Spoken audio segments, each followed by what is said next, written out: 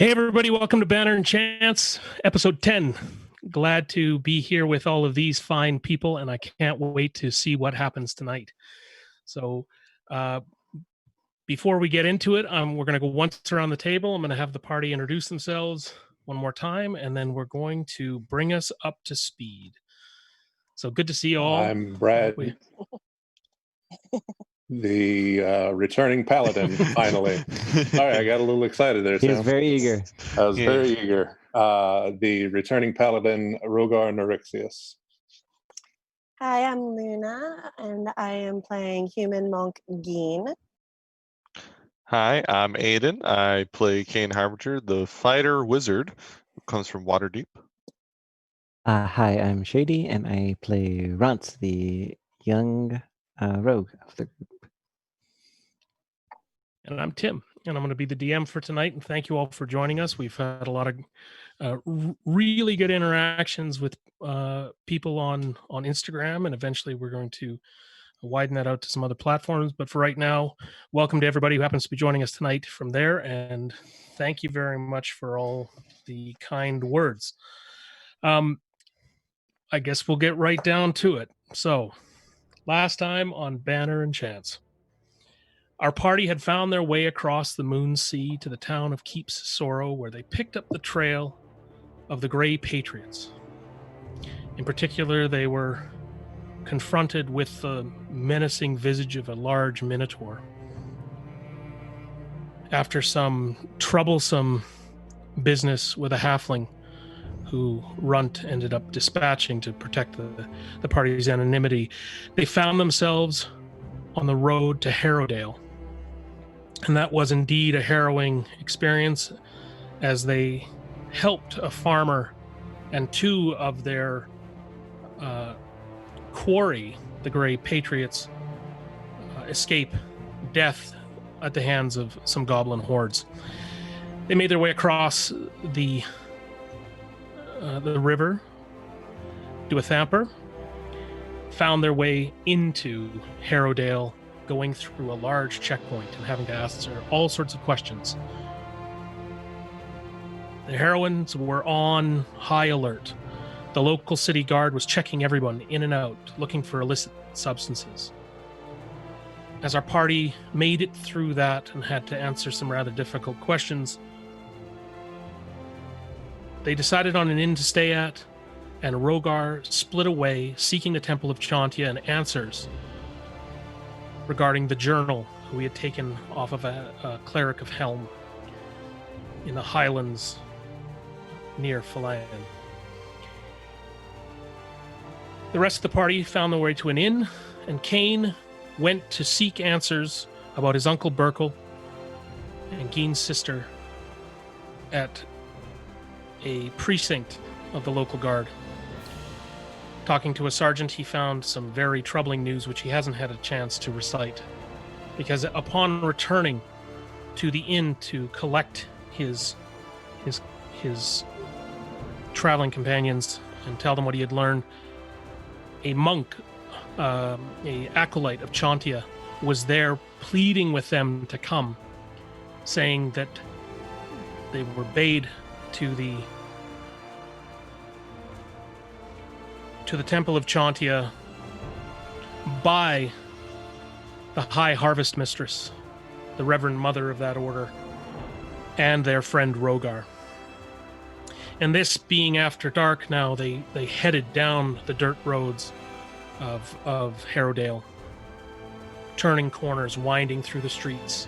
And this is where we pick this. This is where we will join our companions in a little while. But first, we must find out what led to this emergency. And so we're going to turn back time. We're going to unwind our clocks to the point at which Rogar departs from the party and heads for the Temple of Chantia. And that's where I'd like to pick it up now. Rogar, the streets are full. You see the backs of your companions heading down through the throngs of children and merchants. You see several of the town guard meandering around, caravans moving back and forth. And as they head east into the heart of the town towards the harbor district, you are in a much more open, you're facing north, a much more open set of buildings and parks and orchard-like copses of trees, and even some large expansions of either ornamental gardens or vegetable gardens and manor houses. And you see this sort of inner Greenland, and you may head north on that road as you are directed by passersby who will point you in the direction of the temple as soon as you ask. Thank you. Blessings of Helm upon you.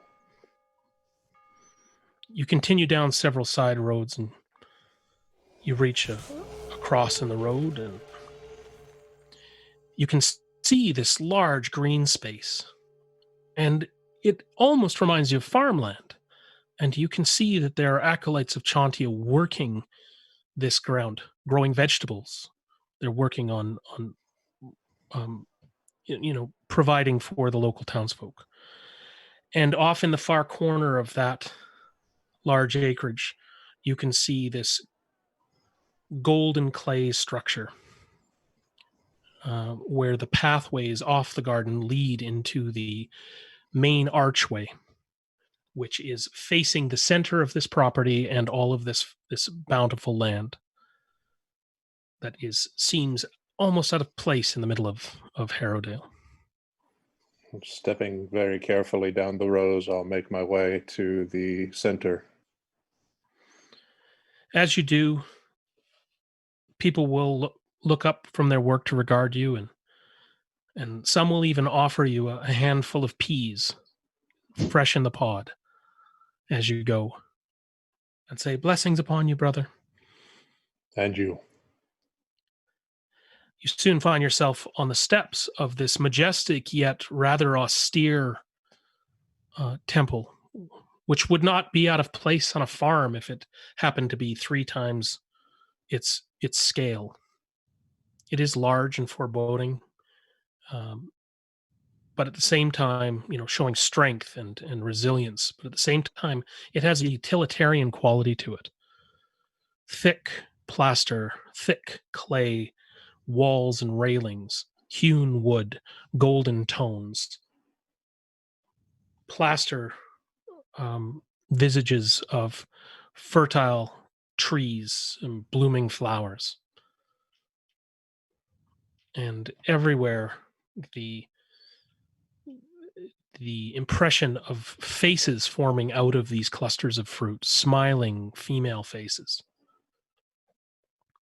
But the doors stand open, and there is a line of adults heading up and into the temple. Several of them are somewhat bedraggled, and you see that they are seeking alms. But children teem around you, laughing, running through the rows, lips stained with tomatoes and dirty carrots half gnawed in their hands, having quite the time, running between your legs, smiling gleefully in the dinner as the dinner hour is sort of approaching. Ruffle hair as I go by, as long as no one looks like they fear me, which I guess that's okay if they're running around me and dancing. Mm-hmm. While this line is waiting, people are passing freely in and out of the temple, and you are free to go inside if you so choose without disrupting this line that's off to your right. I do indeed. You can see as soon as you step in, this celebration of fruitfulness and bounty is all around you. And you can see that the close ones and the watchful mothers of the order are there handing out fruit. They're there handing out hearty bread and deep, rich soups and vegetable stocks and these kind of things, as people take their bowls and proceed down the pews of the church to actually sit and dine which seems quite fine in this order's estimation. Feeding the hungry, feeding the poor, watching the bellies fill and color return to people's faces. In front of you, you can see the pews are off to the right. They're heading towards the altar, and down this side is the kitchens and other offices and whatnot here. And you can see that they're overseeing from a somewhat raised position is an elderly-looking woman watching what's going on and smiling and nodding at people and shaking hands and thanks as they depart the temple. I'll stride over to her, making sure that my breath does not knock anyone over. She says, "Fair harvest, brother. Fair harvest, brother. So good to have a man of helm with us. It brings such joy to our hearts to have someone as strong as you enter our doors." I'll take a knee. She lays her hand upon your shoulder and the other gently upon your cheek, and she says, May the Blessed Mother's gifts always keep you fed and healthy." And as you rise, you see that she is a stout dwarven woman, large golden braids coming down with wisps of gray coming through them. "What can I do for you, brother? And what brings you to us here?" Would that it be as simple as alms for the poor, or to sit amongst the many that you have so dutifully served. But I have something for your eyes, and perhaps we should look at it elsewhere. It's a journal that I found, and it's troubling. This is indeed troubling. But I must administer to my people here for the moment. Perhaps if it's not too much trouble, we can feed them together for a spell, as this is what enriches us. If we Indeed. spend a few moments at that, and you can have a chance to lighten your heart through the act of giving, then let us talk in private. As she goes to step down from the altar, she reaches out her hand. And at first you may not be sure what she's doing, but she's kind of grasping for you, looking for you to stand. I'll rise. Without taking, without offense, she finds her hands down your arm, loops them around your elbow, and leans on you. At this point, you notice that she's blind. "Guide me to the table, brother, and let us serve together." Farah, are you there? And one of her acolytes come up and she says, "Yes, mother. Would you please take our friend's equipment here? Sir, you have not given me your name." My name is Rogar Norixius. "Well met, Rogar. You are a strong man, a strong dragonborn. May I have the color of your scales, sir?" They are bronze.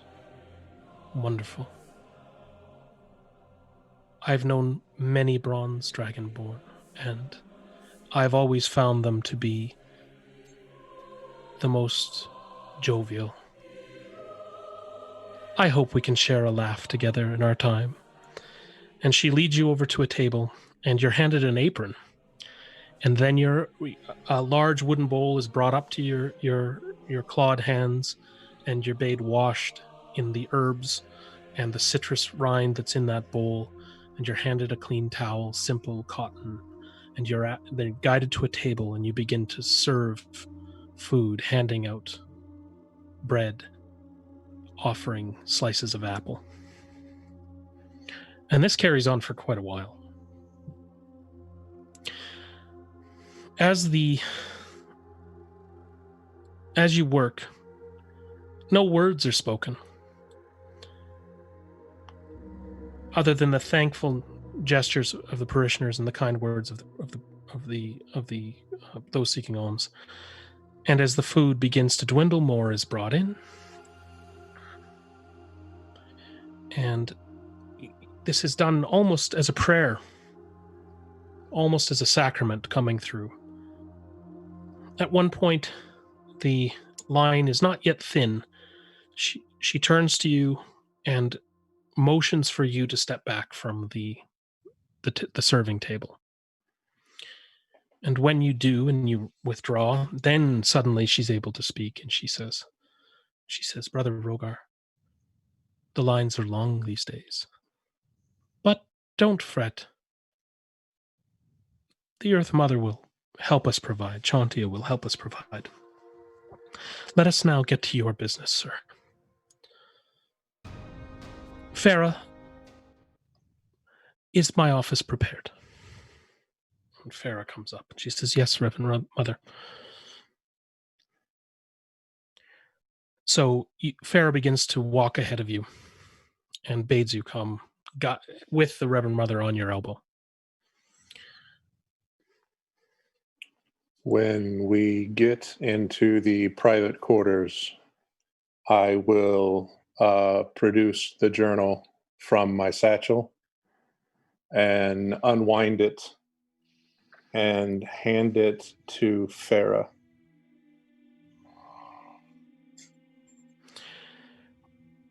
Farah takes it, inspects it, sets it down at the desk, and then guides the Reverend Mother to it, and goes and stands by the door. Silently. And you see, as you're offered a chair in front of the desk to take, more of a stool, actually. And now you find yourself sitting across from the Reverend Mother, and her hands are feeling over this leather-bound book.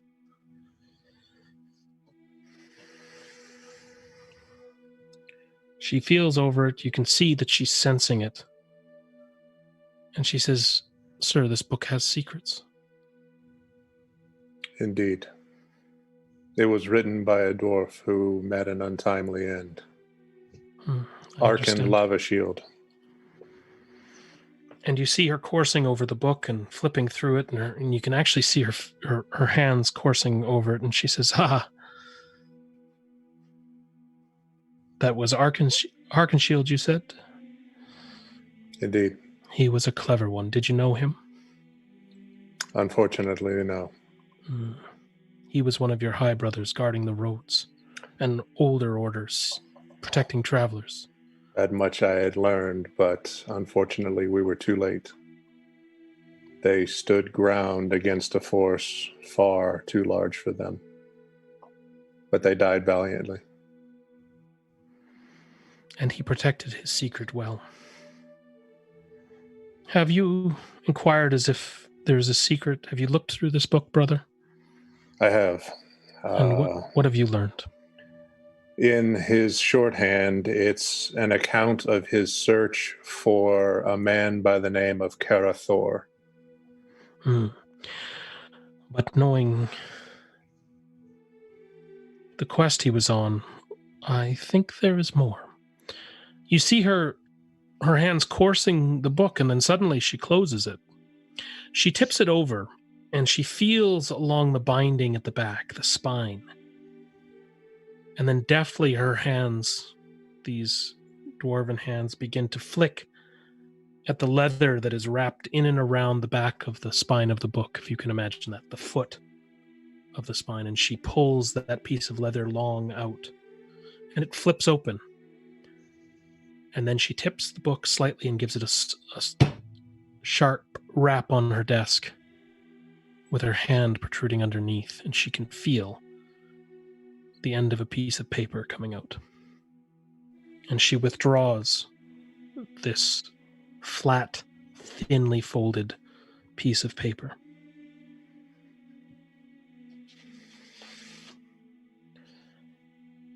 And I'd sent you an image, Brad.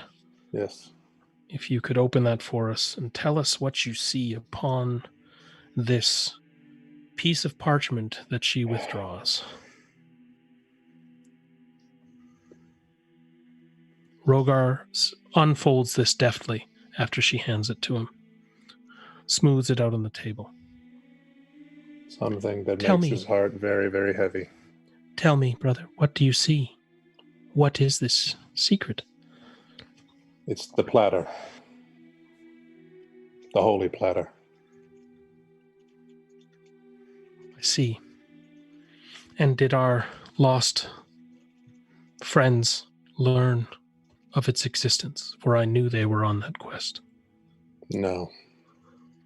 The last thing that he listed was that we needed to meet the foul witch head on.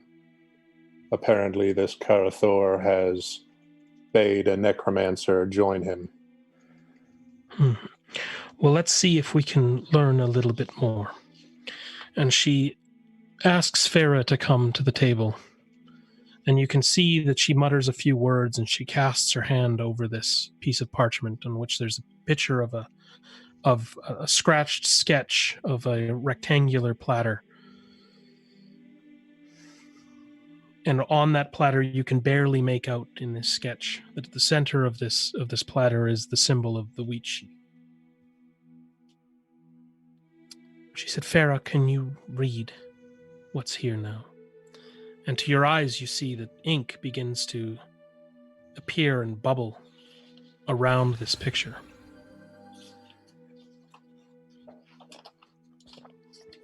Farah smiles at you and says, may I read this for you, sir? May I read it for our high harvest mistress? Absolutely. Harvest mistress, here's what it says. We know that the platter of Uthwan was taken east. And this is in the cleric's hand, mother, I should say. It is in the hands of a dark weaver known as the Scorpion Prince. This is a sketch that I have drawn from the mind of Karathur's servant before he died at the hands of brother Abrograthan. This image must find its way to brother Manus Jaunt. Tell him that his visions are coming true. Our 24 emissaries were killed as they bargained for its release. And to us a message of warning was returned, written on the tanned human skin of brother Haraldin Zanskter. The message read, you, Juzimura truth shapers, will not rise again. The platter will ensure the dark eastern moon will cover all of the gauntlet's roads in blood.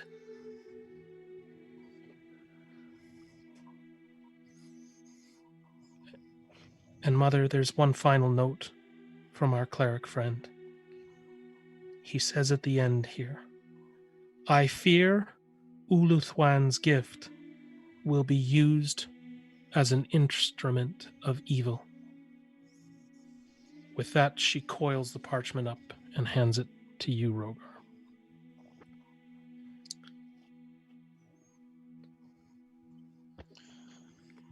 Mother Hildegard, High Harvest Master, Hildegard Hildis, regards you with her sightless eyes, deep and beautiful though they may be. Brother Rogar, do you know what you must do?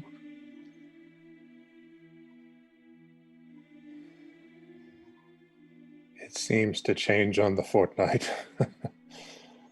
But this must be retrieved. Let me tell you what we are dealing with, what I know to be here in Harrowdale.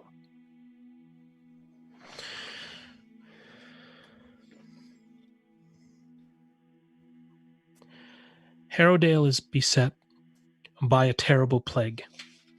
A plague of the most noxious drugs and illicit vices you can imagine. And it is turning its people against one another.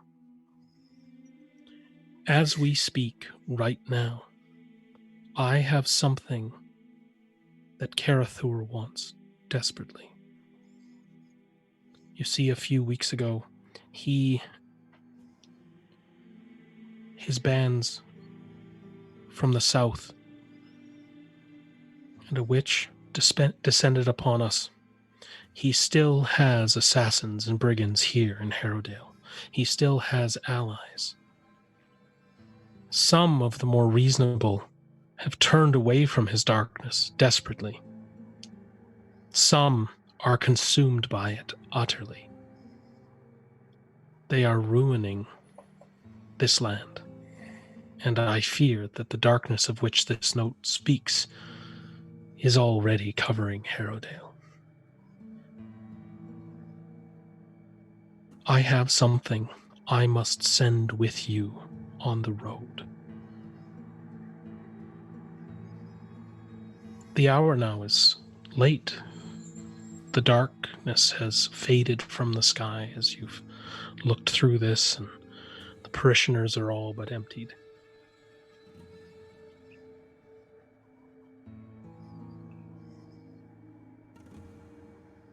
She tips. You see her hands go once more to the journal. And she gets a wry smile on her face, and she says, "There's something more here, brother." And she taps the journal again on the table. And you can see a silken thread fall from the hole in which the map came out. She pulls on this thread, and to it there are 5 little lumps of wax. Ah! Arkenshield was so clever, wasn't he? I see that he has provided you with a gift. And she hands you this strange string with 5 bumps on it. And as you look at it, they're beeswax. Break them open. Look at the gift he's given you. I believe it will come in handy. I'll take the first and crack it open with my fingernails. As you do, the wax opens, and onto the table falls an emerald. And the second? Onto the table falls a near-perfect diamond. And the third and the rest? 4 diamonds, 1 emerald. Keep these close, brother. Your path is dangerous. Arkenshield was no fool, and he carried these with purpose. I would suggest you do the same.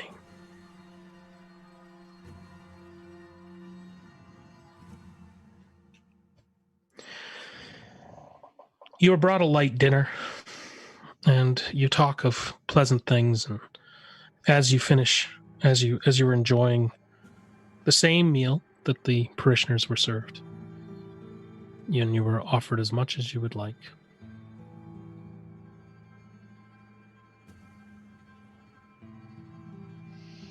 She sits in relative silence, asking you small questions about your family and your upbringing, and tries to lighten the mood a little bit. She says, "Let's us once again embrace the good things in life. You're so brave, and I would like to give you a bit of rest before the next part of your journey.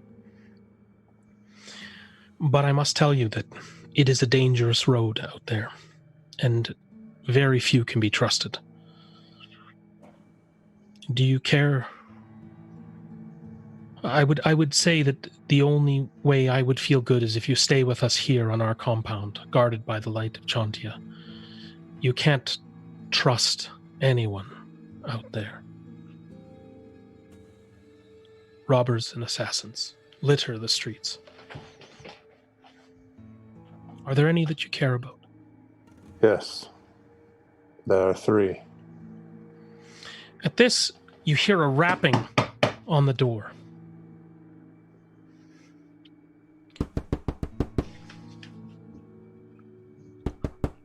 High Harvest Mistress, please, I must come in. Farah, let Lorelei in, please. The door is open. Lorelei comes in. Reverend Mother, I fear they're back. Dane, he thinks he saw them in the orchard. I think we're in danger. I think we must send for the guard. We need help. Who is in the orchard, child? The dark ones. The pained ones. The cut ones. They're coming again, Reverend Mother. They want what we have.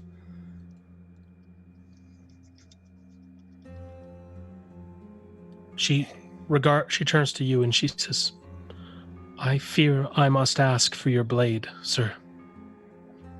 I'll already be putting on my breastplate. Excellent. We need help. Farah, send Dane for the guard. Sir, will your friends help us?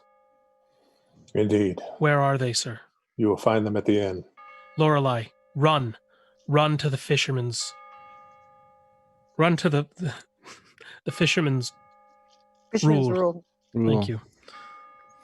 Return with all haste. Do you know, Farah? We must away. I will show you what we need to protect. Will you come with me, sir? Absolutely. She courses her hands along the walls. Farah turns to her. Mother, can I help? Go, child, she says. I have the brother with me. We will be okay. Griffaro will help us. If you see him, send him back. I will. And she runs. Acolytes are starting to move nervously around. They're locking doors. This way. She leads you back down to the back of the abbey. Down a staircase. It's this way to the stores and the rectory. She opens the door. What we seek, brother, and she's whispering. It's across the way, in the storehouse.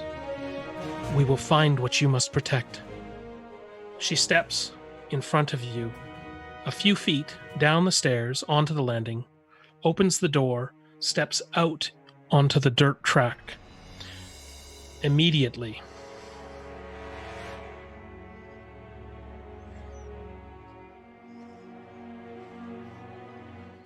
she turns suddenly. She holds out her hand for you to hold still.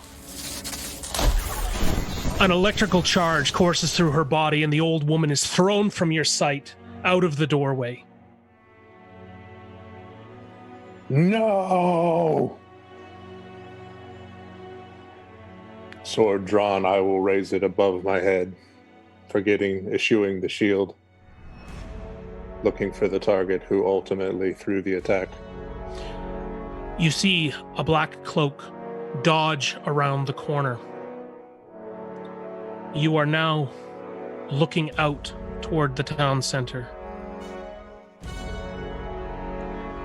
When you cast a glance to your left, you can see the crumpled form of this old dwarven woman lying there against the back wall of the abbey.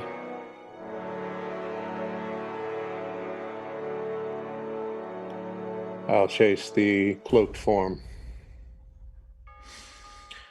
You chase the cloaked form. You can see him dodging in and around the vegetables and the haystacks and whatnot that's there. At one point, he turns around you and he raises his hands and he says several bolts of energy, several missiles at you. I will ask you to roll initiative, please, for a moment. In fact, I'll have the entire party roll initiative at this point, just so we can say it's done.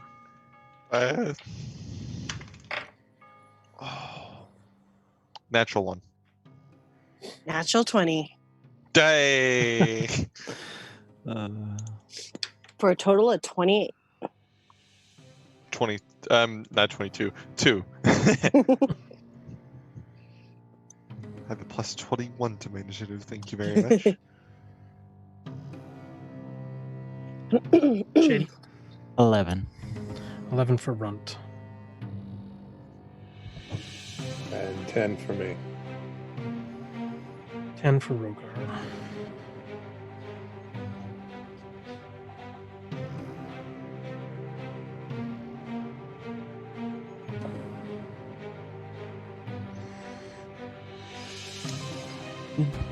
Deep from the ether, in the back of your mind, you can hear voices crying to you, Rogar, from a land called Twitch, saying, "Help her, Rogar, help her.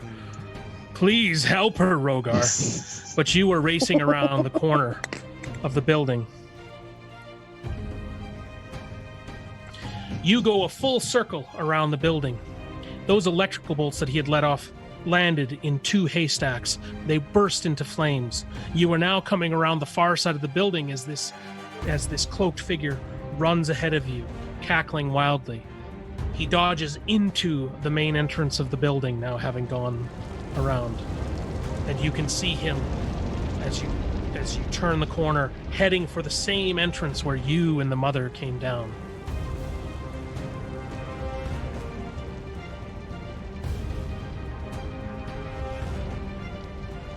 Blade held high, I will charge him. You exit, and as soon as you come through the door, running at him, your body is frozen in mid-step, and from the shadows emerge dark-clad figures with heavy crossbows, scimitars, and black-covered, black-veiled faces.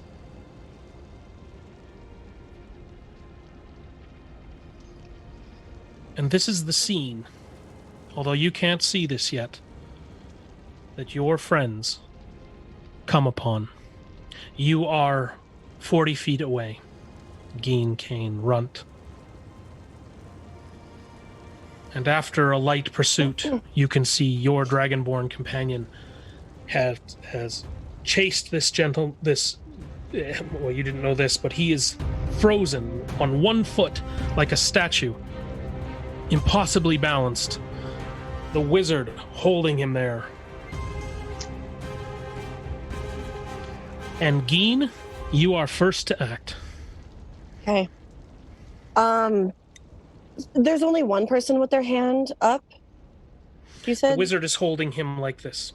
There are Okay. 2 crossbowmen that you can see. They are your Rogar's back is to you. Over his left shoulder, you can see the wizard. You are looking down between 2 buildings. One, the back of the temple. The other, this barn-like structure, this stable and storehouse. From that shadow, there are 2 crossbowmen that have now emerged and are walking towards your companion with heavy crossbows. Okay. You can hear the magic wielder say, "Stick a bolt in the lizard." And one of the crossbow boltmen, smiling, begins to raise his arms, raise his weapon up. Okay. I'm going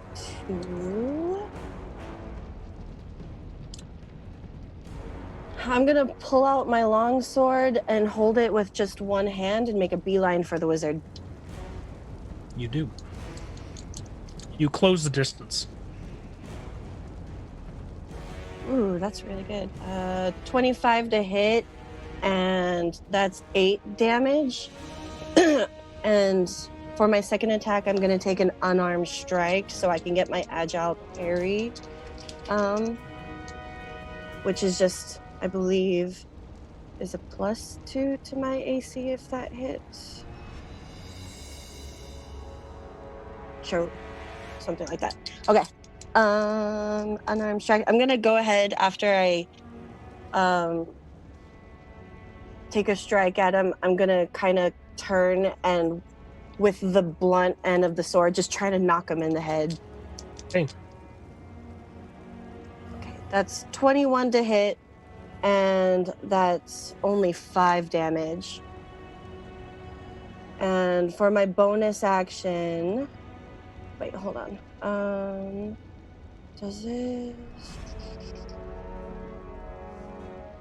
Okay, for that unarmed strike that I just hit him in the head, can I try and do a stunning strike to that? Yep. Okay. So DC 15 or 13 con save. He fails. Yes. Okay, and the bonus action, flurry of blows, so 2 more strikes at him. And because he's stunned now, does this get advantage or no? Your stunning strike breaks his concentration, and he falls backwards. Okay. We are going to say that, yeah, you're asking, given that he's stunned, does your second attack have advantage? Yeah. My flurry. I'm gonna do bonus action, flurry of blows. So 2 more unarmed strikes at him. Just go ahead and roll it, and we'll see. Okay. First one, it's only gonna be do 15 to hit. You hit. Okay, and that's gonna be with 6 damage, and then the second one is gonna be 22 to hit with 9 damage. He is knocked back. You can see in his eyes he had hardly seen you coming as you coursed behind your friend, and his eyes in slow motion became wide, not sure what he should do. He couldn't break concentration on this immense paladin. You lay into him hard, first with the pommel of your blade, and then followed in with your flurry of bows, knocking him back from the fight, distracting the 2 crossbowmen. And one of them begins to raise his weapon on you. And in that moment, we have Runt. Wow. Okay. So just to be clear, for that, until my next turn, my AC is up to 17. 17.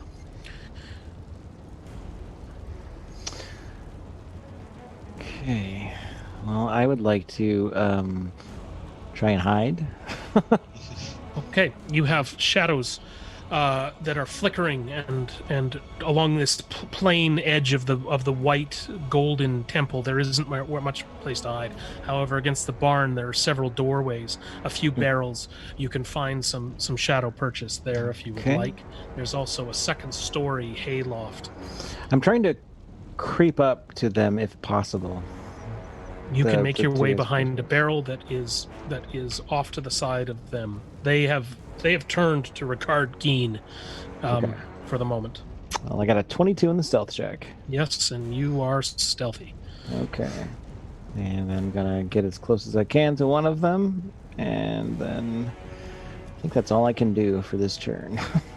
Okay. You are now looking at the farthest one away from Geen, whose back is turned to you. Okay.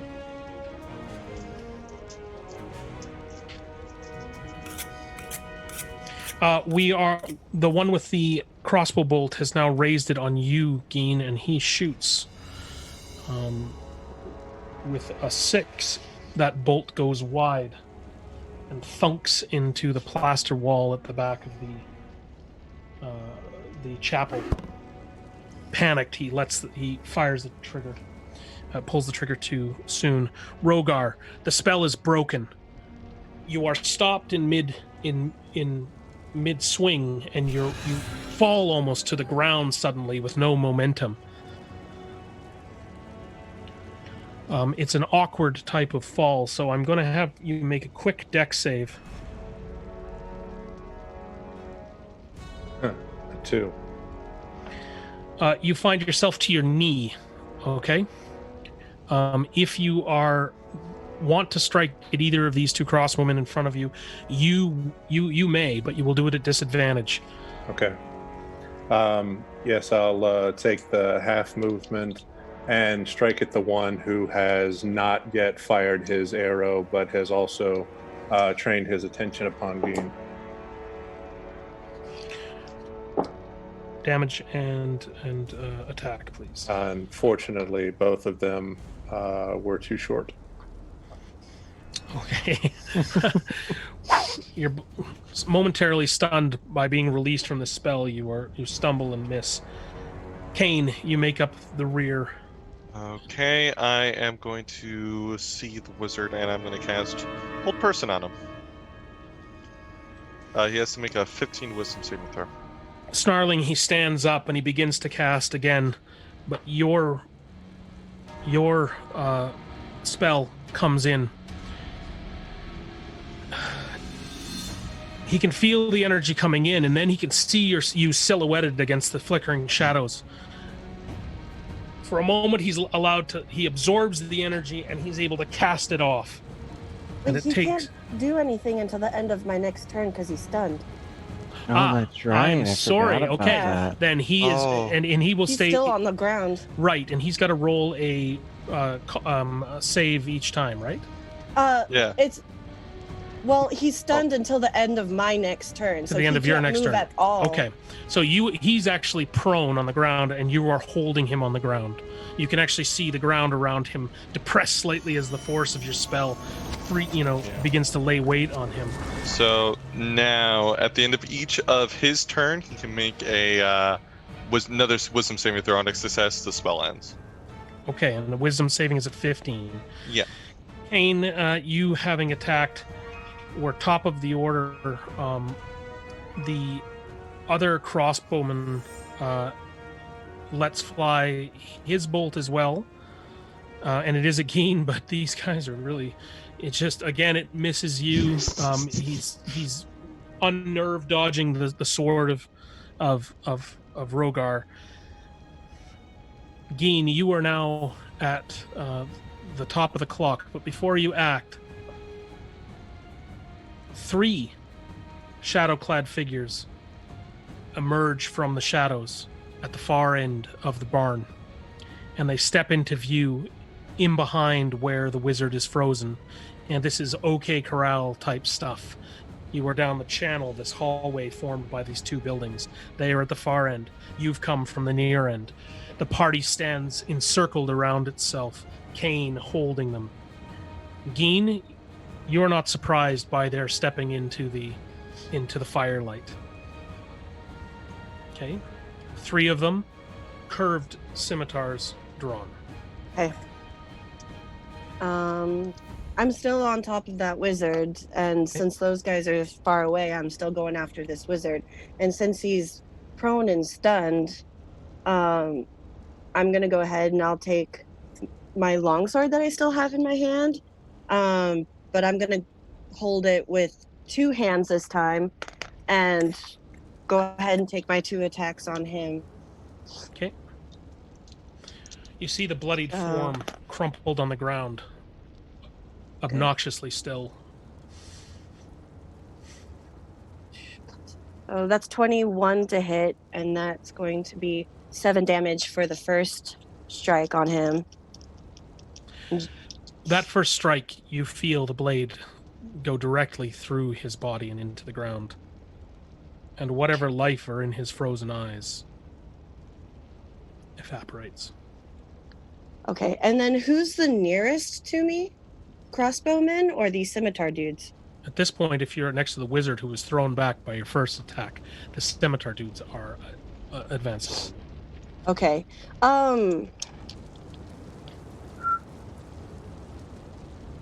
Would it cost, since I attacked that guy for an attack action, would it cost me an action to sheath that and pull out my longbow? Yes, I believe so. You just drop it, maybe. You can drop it. Yep. Drop. I can. So. Because this is your. Are we in your bonus action now? No. Well, I get 2 attacks, and my first attack was on the wizard. I would say personally, you're going to have to. You can have an attack, but probably not with your bow. Right. You could use the remainder of your action to go for your bow, but they are on you. Okay. How far away are they from me? 10, 15 feet. Oh, okay. That's not that far. Okay. You can actually step off the wizard and engage the first of them. Right.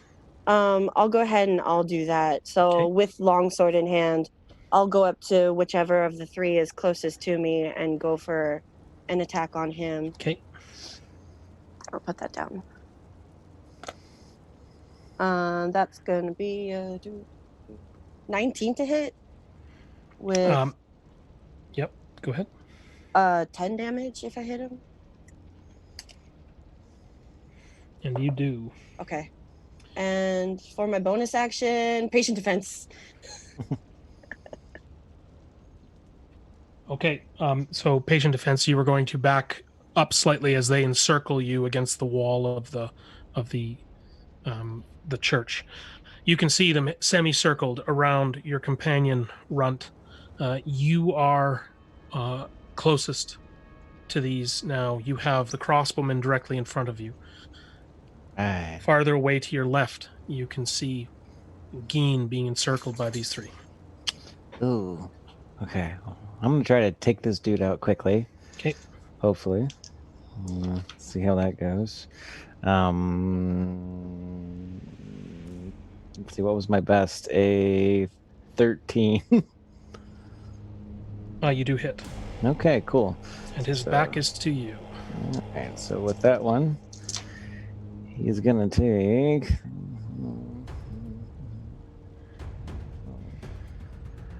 13 damage on that one. And with the second attack, that one like 18. Blood. He drops his crossbow as your bone daggers begin to pepper through his chest. And you can So- feel the weight of his body dragging you downward Oh boy, as you withdraw them. that one's 4 damage for that attack. Oh, pardon me. I heard the wrong thing. Oh, sorry. However, he's still dropping. So you see him drop. As you do, you can see two more sword-wielding, black-clad figures coming from your end of the barn. Okay? Boy. Two of them now behind you. Their eyes are not necessarily trained on you, however. They are looking at the wizard. Kane. Rogar, Yes. you are to your feet. You see Runt there, having dropped the crossbowman that dodged your earlier attack. Am I close enough to? How far away am I from the ones that Geen is currently fighting? You have a crossbowman directly in front of you, Okay. 4 or 5 feet away. 10, 15 feet beyond that is Geen against the wall. Encircled around her are 3. 10 feet behind you is Kane. Unseen to now in front of you is Runt. Right. Okay. Well, I will take and have at the one that's in front of me. And that would be a 15 and a 13. You will hit with 1. Okay.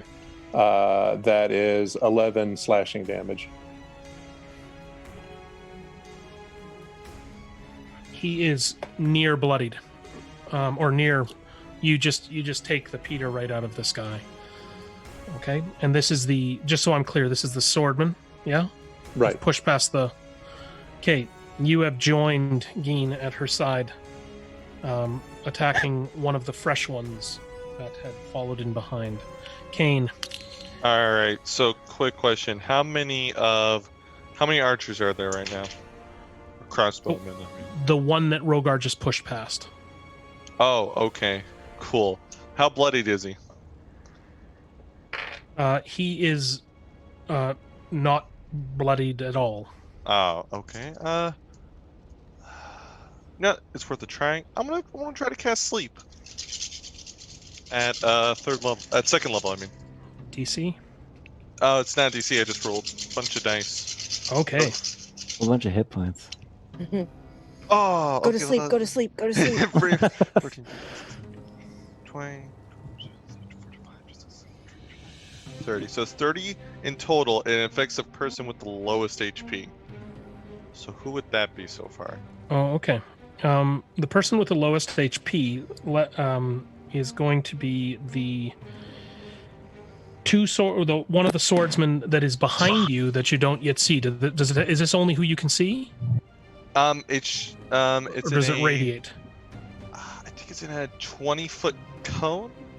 All right. So in front of you, the one with the lowest HP is going to be the untouched. Though actually, it's the one that neither of them are engaged with. So it is the man in the middle of the three attacking Geen that suddenly swoons and falls over. Okay, how much did that take out? Because it goes 30, and then if it takes out somebody, then the remaining hit points I rolled, so say it's like 13, then you get 15 health, it would go down to 15, and that would affect the next person that had the lowest. Oh, okay. So he had 10 hit points total. So that means 20. Okay, and so from then we've got 12, so that is going to hit the one that you're engaged with, Geen. He's the one that's farthest down the alley. He also drops. Also down to 8.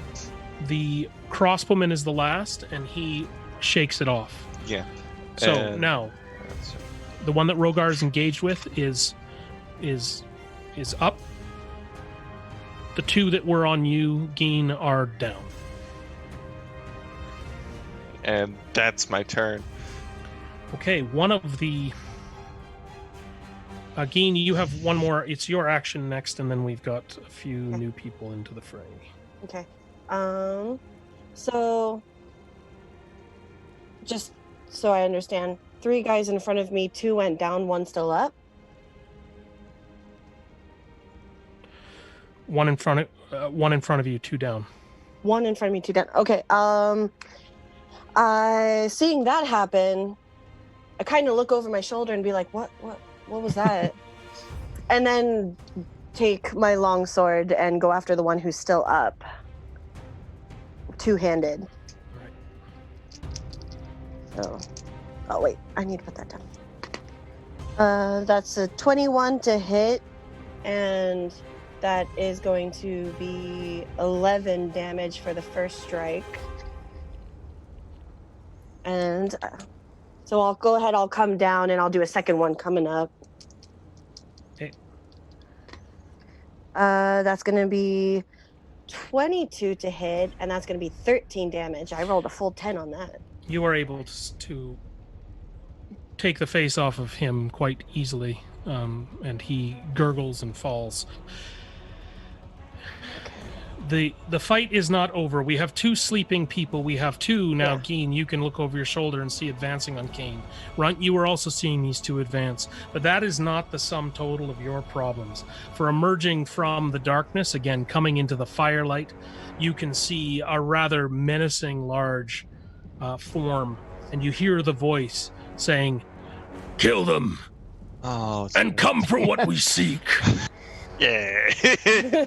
God damn it. So, is there another like crossbowmen or someone close to me? The crossbowman is between Kane and you. Between Kane and me. Okay, then I'll use my bonus action for an unarmed strike and just see if I can try and get a kick off that guy.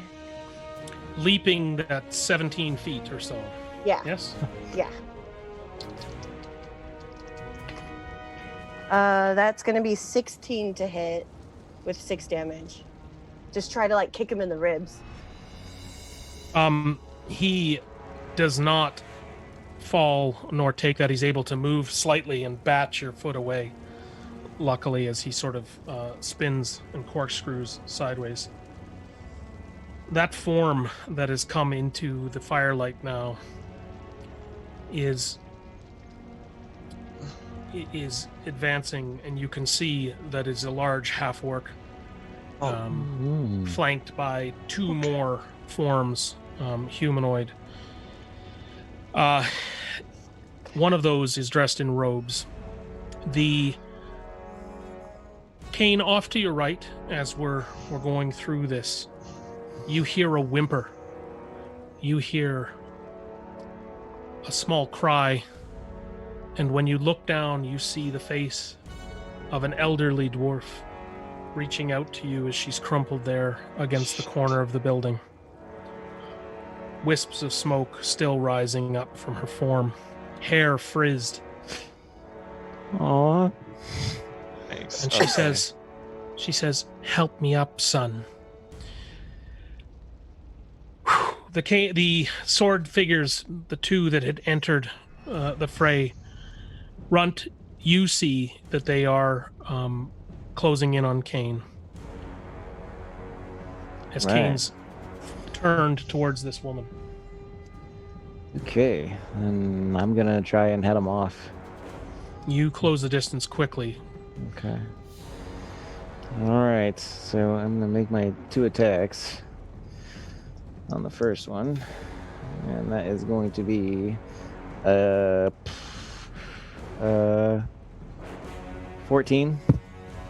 The 14 will hit the first.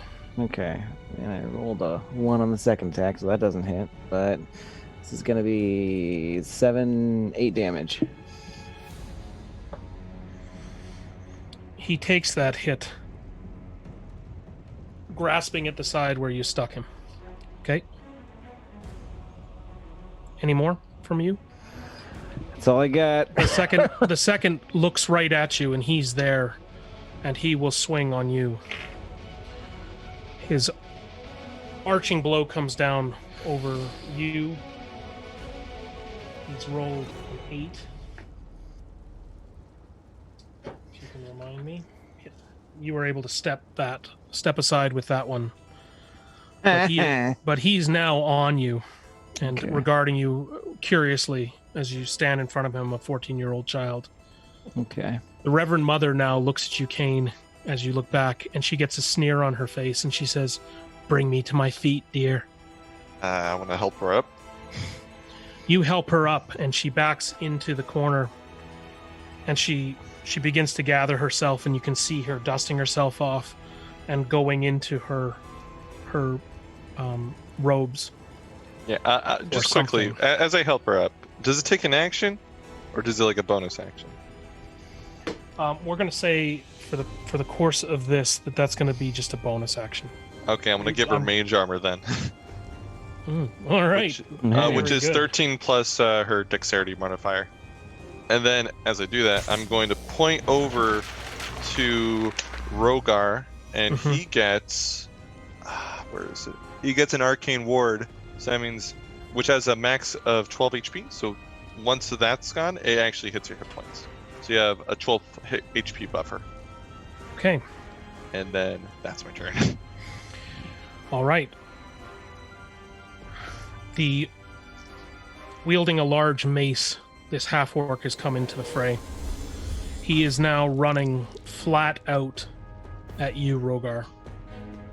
And as I check my order here, he is going to come down on you and swing mightily with, but you were able to skirt to the side, and you are now locked eyes with this half-orc. And it is your turn. Okay. Then I will take the opportunity to look at him, give him a little wink, and then open my mouth and breathe fire. Hmm. Oh. Ooh, Oh. crispy. He needs Right. to make a dexterity saving throw. Sassy Rogar. He does, Yeah. actually. He makes a stellar save. Okay. Then he's going to end up taking 6 damage anyway. He screams. And he raises he begins to raise his mace for another attack, spitting. Do you have another attack in you at this point, Rogar? No, that is the one action. All right. If I'd like to do that action. The robed figure that is with him begins to cast. I want you, Geen, to make a con save, please. Oh, it's not that great. Who has it been that can spare? Only a 10. A dark, swirling energy engulfs you, and I want you to. You are going to take 13 points of damage as you feel this life sort of drawn from you, and you're just sickened. You might even vomit as you can feel froth rolling up in your mouth. Kane, you see this happening. The mother is leaning on the wall now, and you just saw this magic wielder and feel this dark energy come from him and sicken your friend. Damn. All right. So it's from the magic user that. Yes, and you also have a swordsman in front of you. Oh. 2 actually. One that just attacked, and one who is not yet hurt. And they are directly next to you. Alright, are they in a line compared to me? Just wondering. They are in a line in front of you, yeah. Is it my turn? It is your turn.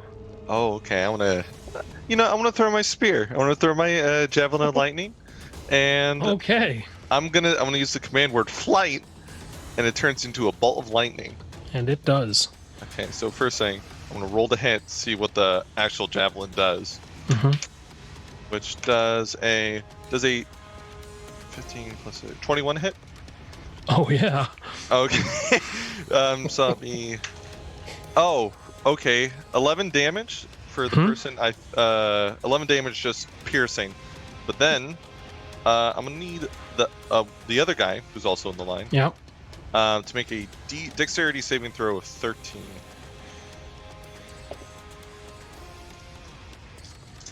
He does not. Okay, so that's 12, 18 lightning damage to that guy. The first bolt flies through the man who you had just stuck, Runt. The bolt carries on through him and just turns the center of this next fighter to cinders. Both of them drop in front of you. I want to look at Kane and go, That's what that does. Geen, you are able to get to your feet. Okay. Pardon me, and you are, if you are not, you are sickened. Anything you do now is going to be at disadvantage. Okay. I'm going to. Oh, and sorry, it's the start of your turn. I need you to take another 6 points of damage. Oh no, it's one of those. I just realized after Kane started, I had inspiration. Okay. But it's too late to use it now. I'm going to. Is Kane next to me or behind me? Kane is quite a ways away, 17 feet.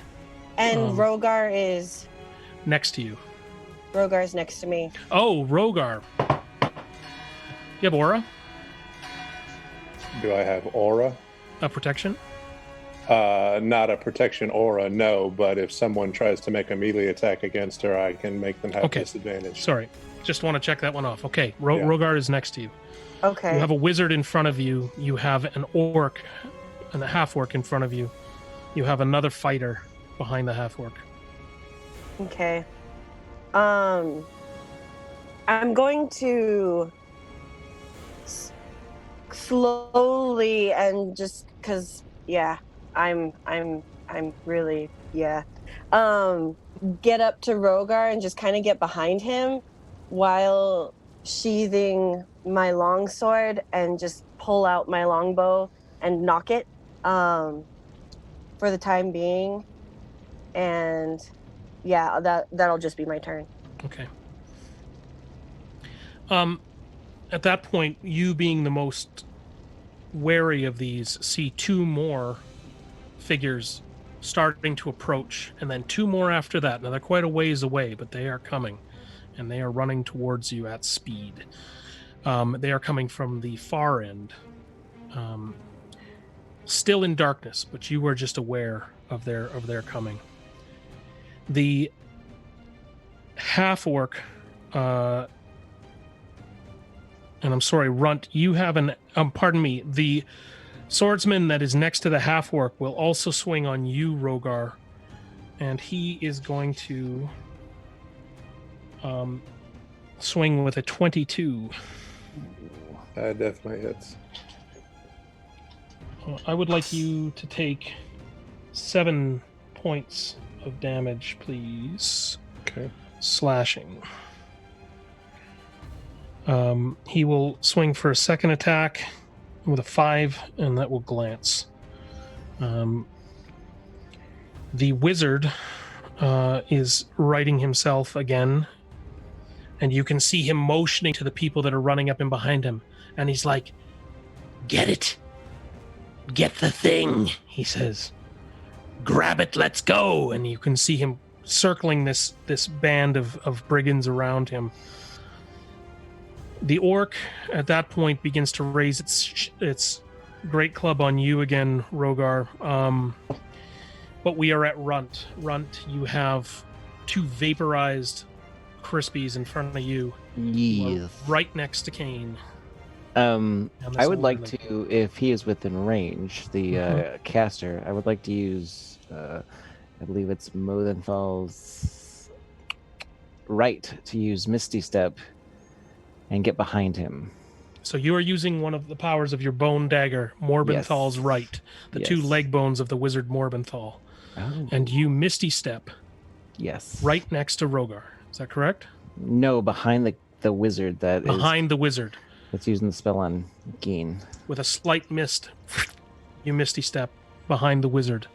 Okay, and then I would like to attack him. Yes, you may.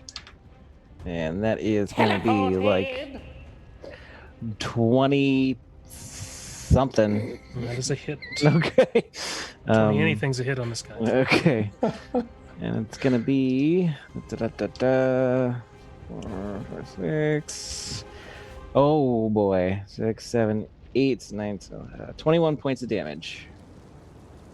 He is stuck several times, but he stands and he regards you with blood coming down his mouth. And then you can see him hold up his hands, and dark energy begins to encircle his palms as he reaches out for you.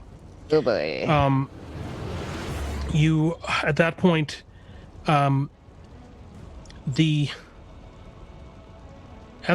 something actually fairly interesting happens. You can see that the high harvestress has closed her eyes, and she whispers something underneath her light, and suddenly she casts or she calls to something, and a radiant beam of moonlight hits the ground where the 4 shadowy figures are approaching the barn. And just as they're getting to a door and they start to smash open the lock on this door, and immediately all of their skin begins to crisp and burn, and they scream, all of them, and they stop their attack, and they're absolutely stunned as they're held inside this beam. And as they attempt to flee, she follows the beam with them, chasing them out of the courtyard. Now 2 of them are able to escape the beam's ray, but she holds it on 2 more, and you can see that eventually those smoking begin to drop to their knees, and they fall face down in the ground, and she extinguishes the beam quickly, and then she turns her eye to you, Rogar, and you can see her say, "Come, brother. Let us finish this." But the orc's large mace is coming down on you. 21 is the total. Definitely hits. That 2-handed strike will take 20 points of damage. Oh. Technically, 8.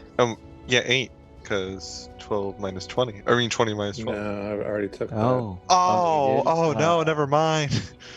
That's a full 20. Oh. It's not as bad as it seems, but it's bad. So as that crashes into your shoulder plate and it drops you, as you have to, as you stand eye to eye this time, trading blows. But it is your turn now, Rogar.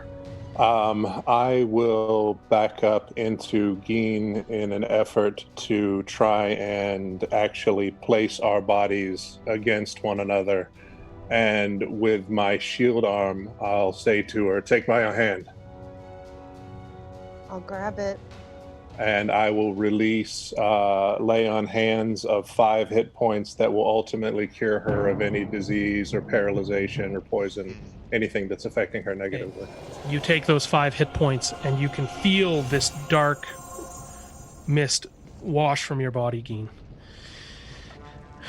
Does that take your full action, Rogar? Yes, unfortunately. The wizard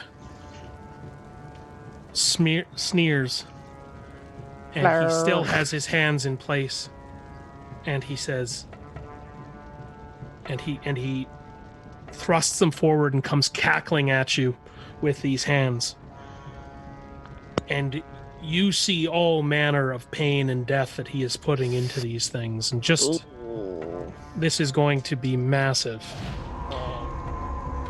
Don't touch me. I need to roll a quick dex, and before you can do anything, Geen, as fast as you are, a blonde and green blur cast itself in front of you, and Bill Corin the barber has put himself between you and the hands of this dark mage. The mage hits him in the back, and Bill Corin's face is pressed up against you as his light body is suspended chest to chest with you. And you see the light fade from his eyes, and his skin go gaunt and taut as he takes a massive dose of necrotic damage, and then falls lifeless in front of you as the wizard sneers and goes, nah, and begins to get ready for a second attack. Kane, you see this happening. The High Mistress is next to you. She has cast her moonbeam. You are next to act. Okay, I'm going to... Is there any enemies that are right now grouped together, like the half-orc? Is his 2 human lackeys next to him? No, the half-orc is about 10 feet away. Sorry, the half-orc and the other swordsman are next to each other. They are they are shoulder to shoulder attacking Rogar. It might work. I'm gonna cast Sleep at 2nd level again. Okay. And on them in a 20-foot radius. That's one. Okay. 1, 2, 3, 4, 5, 6, 7. Come on. Oh, that was actually really good.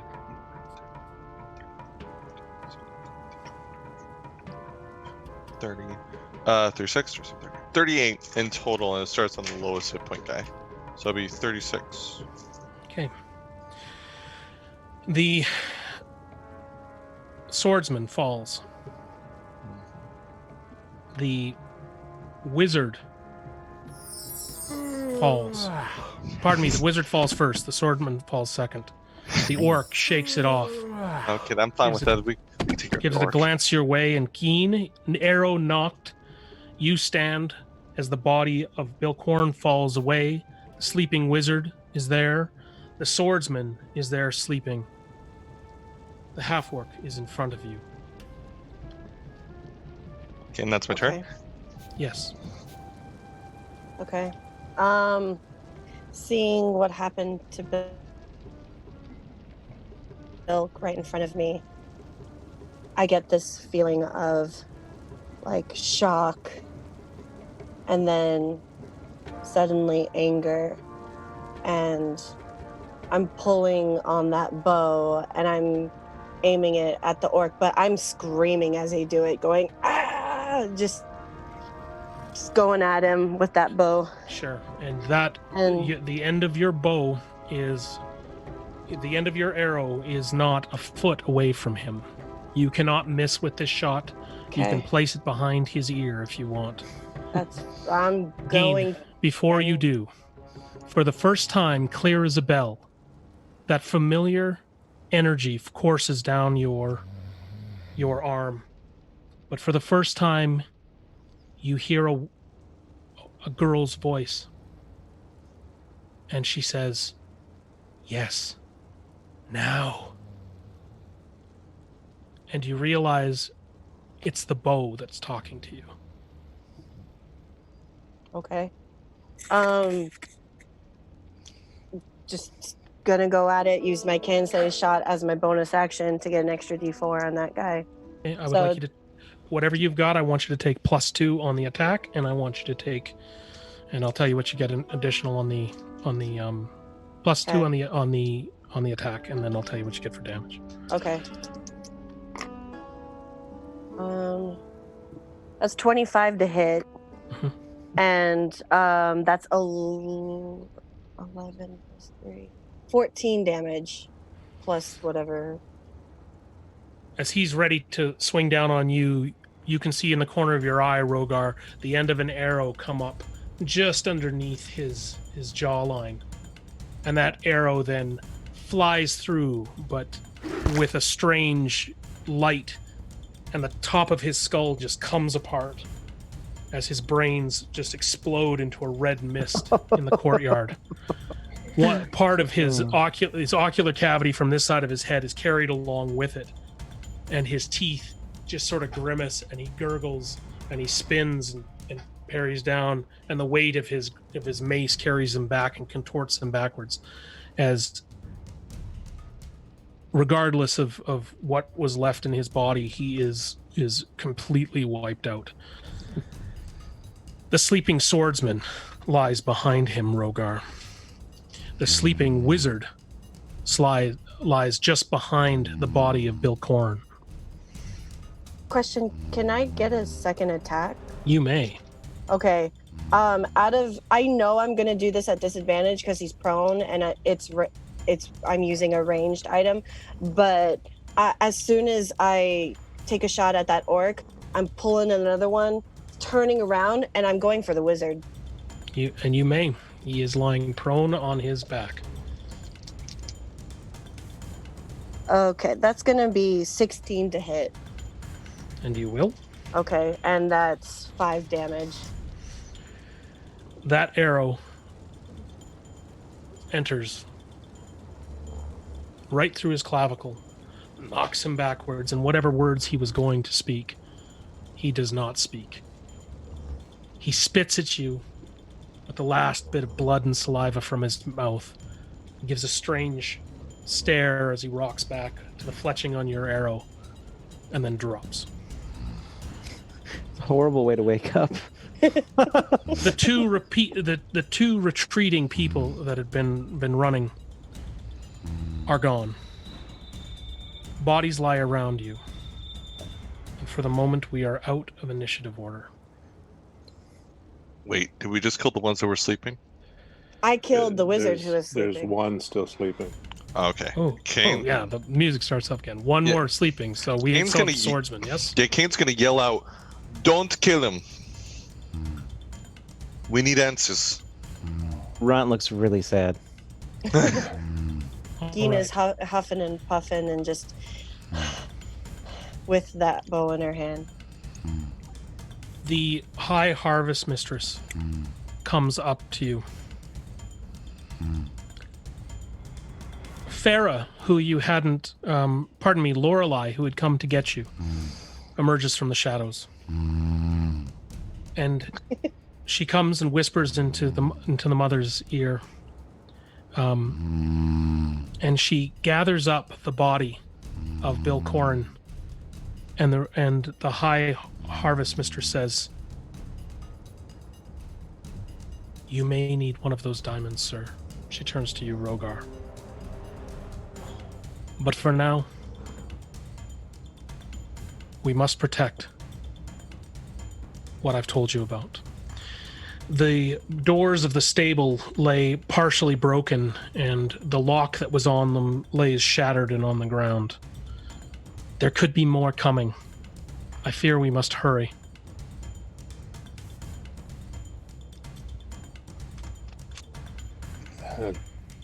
Indeed. But first let us see to your friend. And so, Lorelei now brings into the center of you standing there, the four of you, this shattered, or this emaciated, withered body of this gnome named Bilcorn Ordame. And she presents it to the group, and she says, he gave his life for you.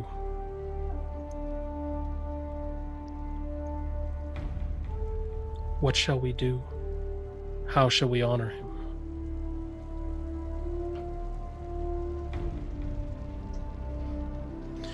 And Rogar, you know, the Reverend Mother has looked at you and she said, we have, you know, in a glance she can say, you have options, sir. We may be able to help. But for now, Geen, you are looking down at this sallow, gray-skinned little form, this gentle little form.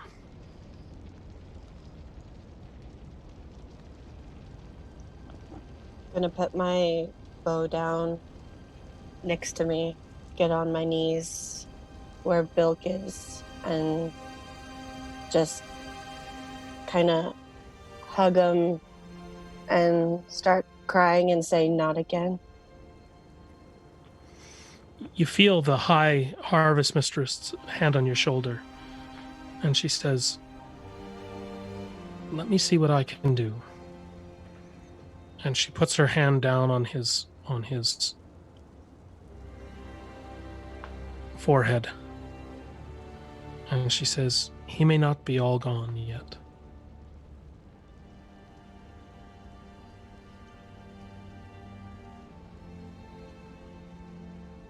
I will assist anywhere that I can. She takes your hand, and she takes the hand of Lorelei, and you can see a magic coursing down her arm, a holy magic, a healing magic. Indeed. And a sputter emanates from his breath. And his first words are, did I help? Did I help? Yeah. Yes, Bilcorn, you helped. Yes. Good. I helped. You deserve a rest. She turns to you and she says, I will have my watchfuls take him inside. They will see to his wounds. They will ensure that he's fully restored. Let's not take any chances with him. And they take him off. She turns again. She says, come, I'll introduce you to my guest. And she motions you, blind as she may be, towards the door. See me inside. Pick up my Although bow. I'm quite certain that she can do this herself, I will take her arm again, and as I clasp her hand, I will expend as many lay on hand points as she took from the lightning damage. She pats your hand, knowing what you've done, and she says, Chantia's love be with you. Chantia's love be with you. As but we have a mission eye here, be sir. upon you. The barn doors are swung open. You step into this stone barn, timbers and stables empty. She leads you over to a set of heavy timber doors in the wall, and she asks your help in pulling them back. And you see a staircase descending down under the ground. very light torchlights flicker, small torches, candles, at the base of this. And she motions to all of you. Come. Bar the doors and come. Before this, I want to make sure that the swordsman who's asleep is tied up and is being watched by somebody. Oh, I assumed he was with you, but yes, he's tied up now. You have him tied up. He's gagged and tied. She will motion to a couple of her number to keep an eye on him, but she does bade you come. She says he'll be safe for now. Those doors are stout, and you can see that they start to the two watchful sisters who are with her begin to close the door up, and some of them have come from inside now that the fighting is over, and they're hurrying to pull out the fire. This scene fades as you head down the stairs. The moist smell of a cellar greets your nose. You're amazed to see that the area underneath this compound, several yards underneath the ground, is a series of archways and catacombs. There are stores of food and apples. There are granaries down here. It's an amazing sight to see this open and expansive warehouse that's completely hidden from view, just full of provisions and various types of herbs drying, and skeins of onions and bags of rice. This is laid out in front of you. She says, "Welcome to the wealth of Chantia. This is truly our reliquary." And she begins to lead you deep among the rows. And you can see that there are areas where repairs have gone on, etc. And she leads you towards the temple by your reckoning. And you have to go several meters as you begin to approach some of the more rough-hewn areas of this cellar system.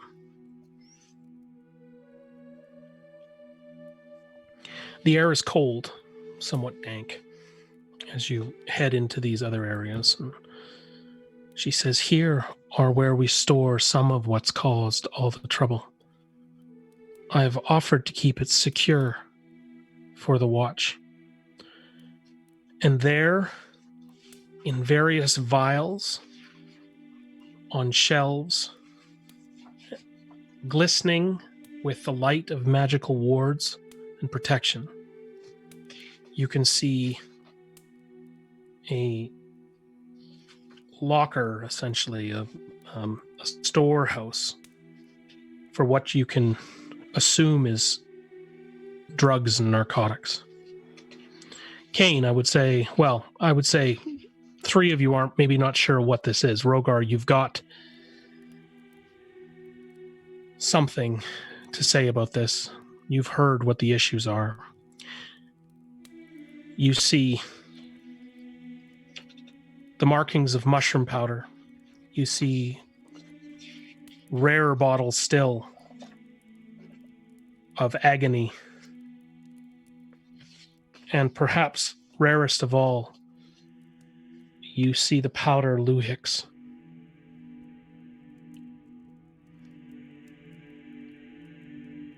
Do you want to say anything to the party as you see this?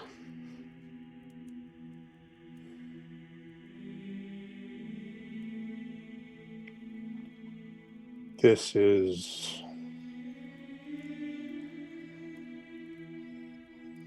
everything that they've been working against.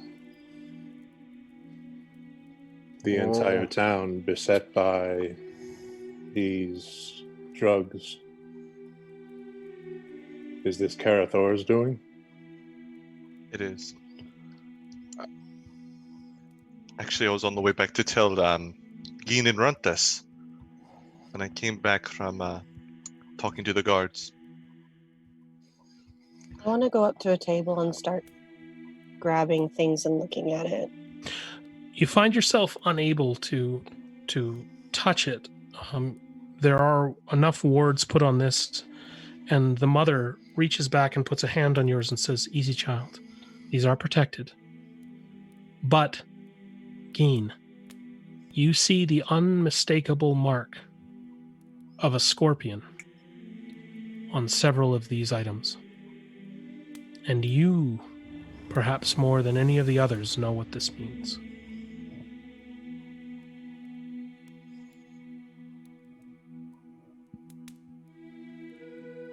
What do you see, Geen?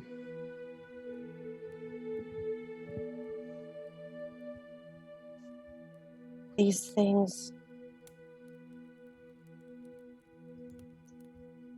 are marked with something from my home.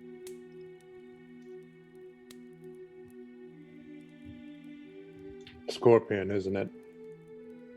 Yeah. Doesn't surprise me. I'm so confused. I don't get it. It's just a scorpion. Like the birds. It's an individual. It's his mark. It's more of a clan than an individual. So it's lots of scorpions. Where I come from, families and groups are broken up into what we call clans. My Yeah, I know family. clans. I know clans. Our clans take on symbols of animals. For example, my clan bears a symbol of a dragonfly. We serve a bigger clan, the Dragon Clan. These are marked with scorpions. That's the Scorpion Clan. They're the ones who are currently holding power in my country. And more specifically, the man who sold my sister because she married him. So we just got to find the scorpion guy and then we kill him? First, we kill the man who bought my sister. Then we kill him. Okay, that's good. They're Actually, moving east. Kane, one thing you're aware of is, especially when it comes to the bottles of Luhix, this is a rare item. It's rare enough that you can't imagine how there could possibly be this much sitting here, even though it may only occupy half of one of these shelves. This is more than you've ever understood there to be around, because it is just simply so rare, with its origins being from the abyss. yeah, it scares me. The Reverend Mother, the highest harvest mistress, Hildegard Hilness, puts a hand on you, Rogar, and she says, "You see the seriousness of this. You see the seriousness of what we're dealing with. Indeed, I do. But I must show you what you're here to protect, what I need you to take, what I need you to keep safe. And it is not what's in front of you. Come with me." She bids you come. You go into a far chalk-lined cave, stalactites, stalagmites around this cave. You go past several wooden shelves that are rimmed and are filled with straw and dung and are producing mushrooms. Beds and beds of mushrooms being produced.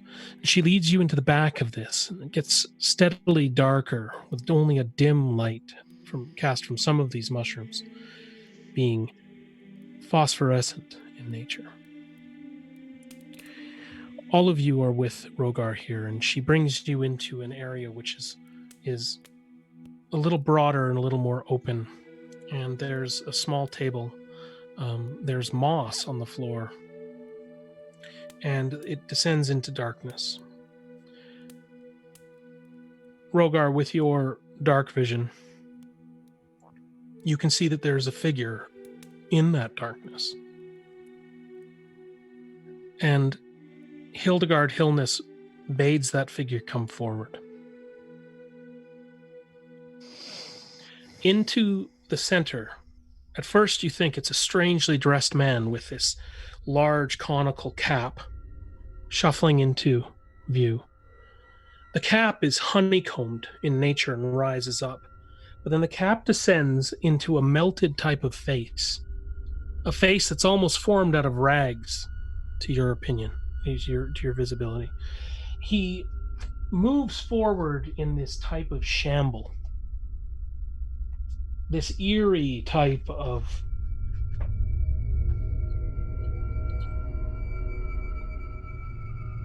lumbering gait.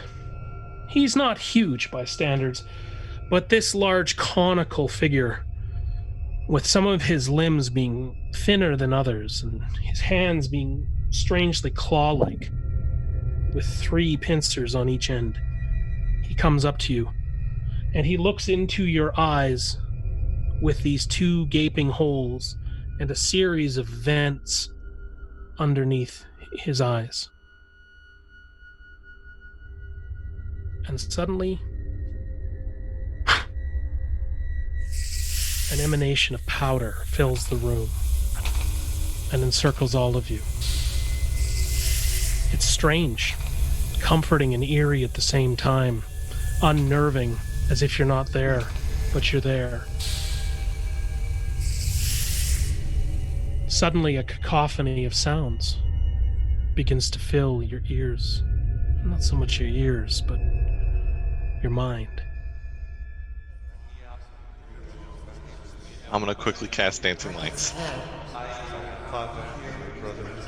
Can we move? Do we still have... This is all happening in an instant. Time stretches out. You're unable to speak. The sound begins to rise. They shouldn't look at me so often. You recognize your own voices are echoing through your head. You glance at each other. What would you want to say as you're hearing each other's thoughts rambling around inside your head? Guys? Runt says that, but she does not say that. It echoes in your mind. Suddenly, your brains are able to make sense of this. They're able to filter it out slightly as you find some unknown, ancient ability to sort through the thoughts. And you hear another voice. Pivinnik. Pivinnik. And then you hear the high harvest mistress voice as she looks at you with her kind, sightless eyes, a slight smile on her face, and her lips that do not move, and she says, "This is who you must protect. You must protect Pivinnik." And that's where we'll stop. What? Man. Did we just get drugged? I'm pretty sure. Yeah. We just Yeah. had a little psychedelic. Wait, I'm trip so there. confused. They are... This room of drugs was underneath the temple? Or part of Underneath the the entire ground. Yeah, there was tons of stuff down there. I'm A assuming it was huge confiscated. archwayed, Yeah. large, expansive, high-ceilinged warehouse underneath the entire garden Yeah. and grounds of this temple of Chantia. But the Temple of Chantia people aren't involved. Like, this was underneath the ground without them knowing? No, I would say that this is where they store the food that they will feed the masses. This is where they grow mushrooms. This is where they take in the harvest and they make sure that the surrounding villages have enough to eat during the lean times. What was the name you called it, Tim? Pivinnik. Pivinnik. No, not that part. What the harvest mistress called the area down underneath? There was a name for it. Well, she said it was their reliquary. Now, a reliquary is usually reserved for what the relics are the most. Wasn't reliquary either. It was another word. Oh, Cellar, barn. the bounty. The bounty. Yeah, the bounty room. Okay. Yes. Okay. And so this is the bounty of Chantia, the things. Yes, that's what you used. Okay. So they had found these drugs and were storing them in there to keep them away from people touching it. Yeah, I think they were storing it it from the Ratch. Oh, okay. So you can ask all of these questions in character when we gather next time for sure, right? Yeah. Ging still doesn't know about the real fate of her sister. Ruh-roh. Run's like super confused about. Well, what I will say is that the real fate of Gein's sister, as you begin to share thought for the next little bit here, could become known if you think it. If you're thinking it. But we'll have to see what happens. So, let's move. Hey, shall we? Let's get a quick bean count on the group. Now, I know that Rogar, you bear 3 beans. For those of you who are joining us for the first time, the players award each other beans for inspiration, and 5 beans right now equals an inspiration. So they're player awarded here. 3 magic beans for Rogar is where it stands. Geen? I had 5, right. So I had inspiration.